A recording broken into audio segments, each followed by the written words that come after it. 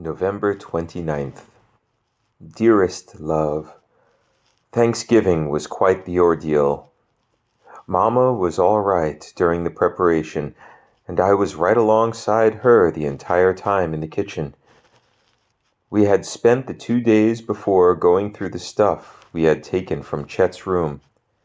It was a much longer process than Daddy and I originally planned. We would go into his room and gather some of his things, books, some clothes, his CDs and glassworks. His glass collection, those various cubes and other shapes that had images cut into their insides by a laser, were the roughest for us. It was because he had taken great care to select each one. Each one sat on one specific spot of his dresser, and we had to talk about each one in depth, trying to recall where he had gotten it, and then come up with ideas as to why he picked it. Mama talked about the small oval with the half moon inside. She talked for more than an hour, as though every syllable could convey the contours of the craters locked within that clear ellipse.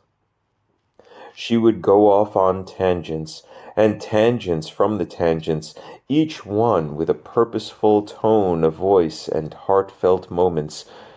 At times, it seemed like she was conjuring poetry.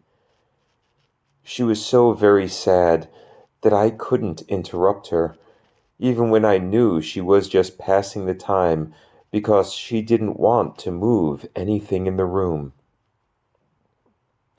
We sat down to Thanksgiving dinner. We had 3 boxes in the hallway, and we were hoping to bring them down into the basement. We didn't get around to that because Mama started crying during the prayer at dinner, and the night fell apart from there.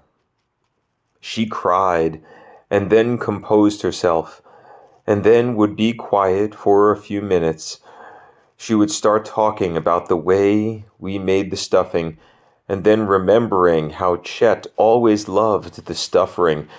She whimpered, and we told her it was all right, and she cried at the table, really wailing while crying.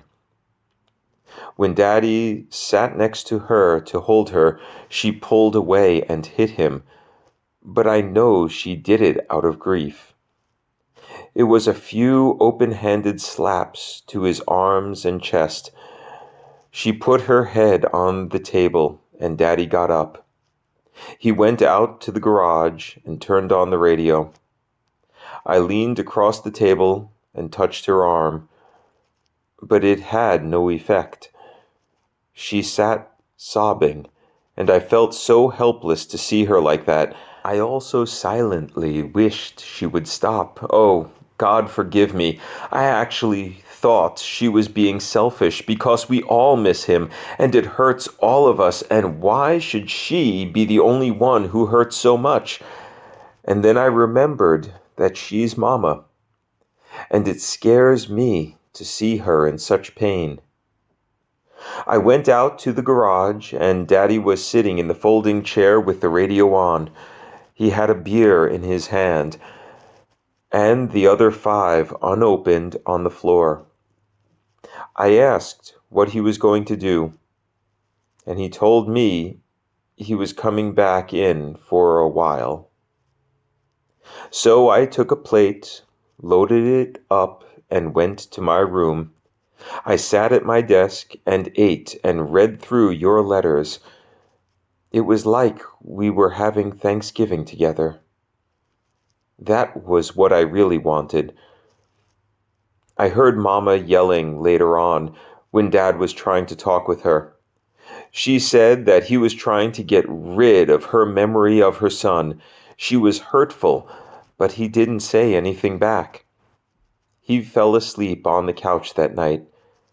Mama slept until the afternoon. I cried myself to sleep that night. I need to be with you. All my love, Veronica.